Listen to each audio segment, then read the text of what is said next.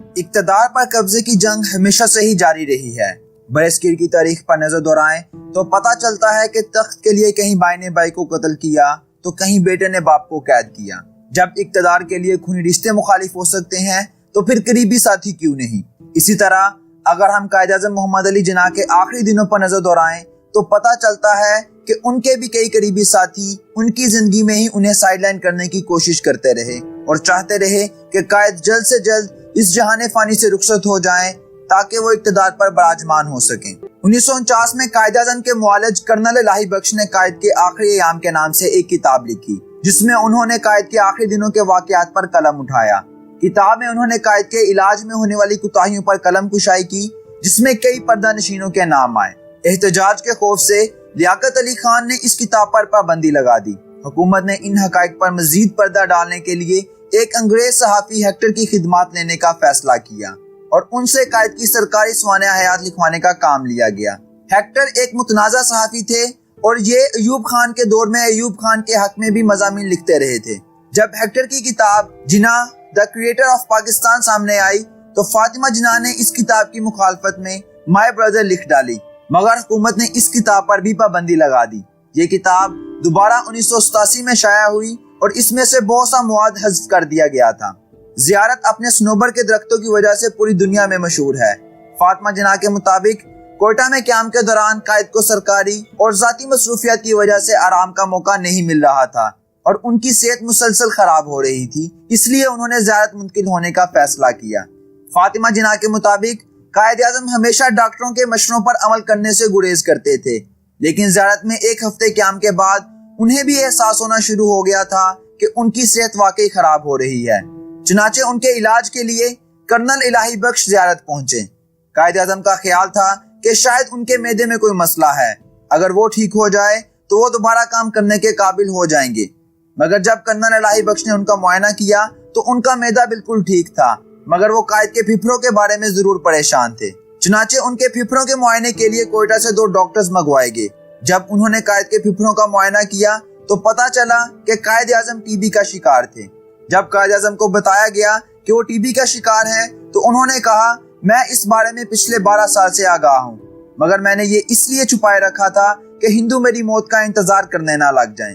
Freedom eight midnight के मुसन्निफीन के मुताबिक लॉर्ड माउंटबेटन, जवाहरलाल नेहरू और गांधी का मानना था कि अगर हमें अप्रैल 1947 में भी कायद-ए-आज़म की इस बीमारी का पता चल जाता, इंडिया कभी तकसीम ना होता। ये वो राज था जिसे बरतानवी खुफिया एजेंसियां भी ना आशना थी।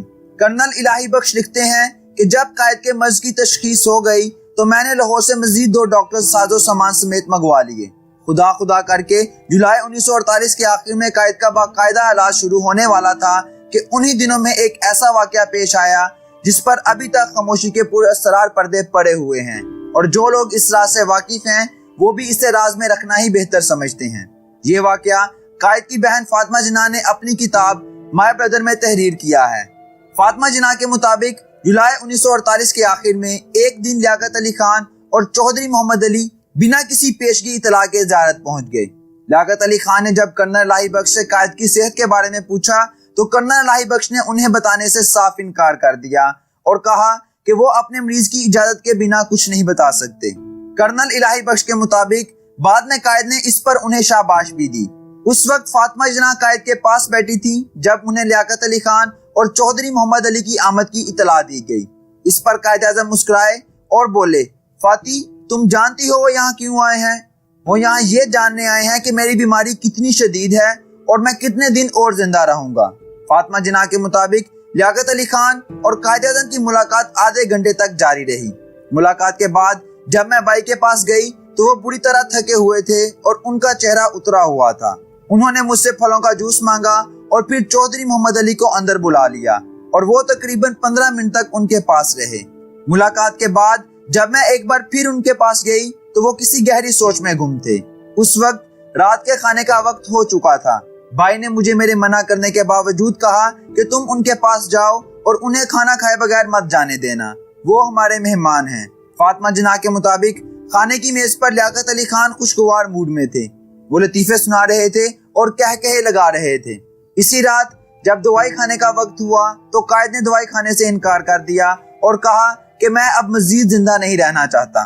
قائد کی صحت مسلسل خراب ہو رہی تھی، اس لیے ڈاکٹرز کے مشورے پر انہیں کوئٹہ منتقل کر دیا گیا۔ کوئٹہ پہنچ کر قائد کی صحت کسی حد تک بہتر ہوئی اور وہ 1 گھنٹہ کام بھی کرنے لگ گئے، مگر یہ صرف چند دن ہی ٹھیک رہ سکی۔ فاطمہ جناح لکھتی ہیں کہ اگست 1948 کے آخر میں قائد بہت مایوس ہو چکے تھے۔ ایک دن انہوں نے مجھ سے کہا، فاطی میں اب مزید زندہ نہیں رہنا چاہتا، میں جتنی جلدی چلا جاؤں اتنا ہی اچھا ہے۔ 1 ستمبر کو کرنل الہی بخش نے فاطمہ جناح کو بتایا کہ قائد کو ہیمریج ہو گیا ہے، اس لیے انہیں کراچی لے جانا پڑے گا کیونکہ کوئٹہ کی اونچائی ان کے لیے مناسب نہیں ہے۔ 10 ستمبر کو کرنل الہی بخش نے فاطمہ جناح کو بتایا کہ اب قائد کے زندہ رہنے کی کوئی امید نہیں ہے، وہ بس چند دنوں کے مہمان ہیں۔ چنانچہ 11 ستمبر کو قائد کو ایک خصوصی طیارے سے کراچی منتقل کرنے کا فیصلہ کیا گیا۔ جب یہ طیارہ کراچی سے کوئٹہ پہنچا تو کرنل الہی بخش کے مطابق اس طیارے کے آکسیجن سلنڈروں میں آکسیجن نہ ہونے کے برابر تھی۔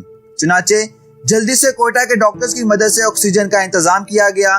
کوئٹہ سے کراچی کا سفر تقریباً 2 گھنٹے میں طے ہوا۔ اس دوران قائد کو بار بار آکسیجن دی جاتی رہی۔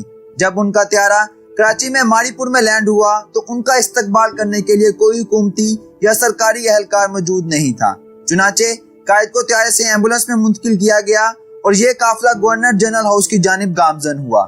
ماڑی پور کا ہوائی اڈہ گورنر جنرل ہاؤس سے تقریباً 9 میل کے فاصلے پر تھا، مگر ابھی اس فاصلے نے 4 میل کا سفر طے کیا تھا کہ قائد کی ایمبولینس ایک جھٹکے کے بعد بند ہو گئی۔